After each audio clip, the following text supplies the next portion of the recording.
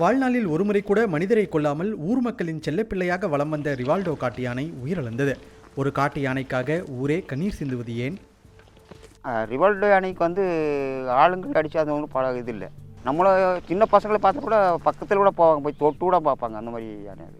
நாங்கள் ஒரு அண்ணன் தம்பி மாதிரி பழகிட்டோன்னு வச்சுங்களேன். ரிவால்டோ ஒரு காட்டு யானை மட்டுமல்ல, மசினக்குடி மக்களின் அடையாளமும் கூட. கடந்த சில ஆண்டுகளுக்கு முன்பு தும்பிக்கையில் காயம் ஏற்பட்டு உணவுக்காக குடியிருப்பு பகுதியில் தஞ்சமடைந்த யானை சிகிச்சை பெற்ற பின்னரும் அந்த பகுதியை விட்டு பிரிய மறுத்தது.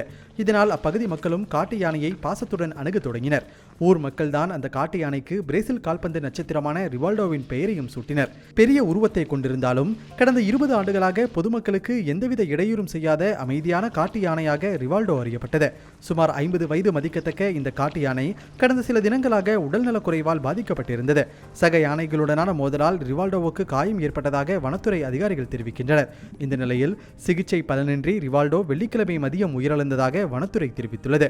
ரிவால்டோவின் மறைவு மக்களுக்கு மட்டுமின்றி சூழலியலுக்கும் பேரிழப்பு என இயற்கை ஆர்வலர்கள் வேதனை தெரிவிக்கின்றனர்.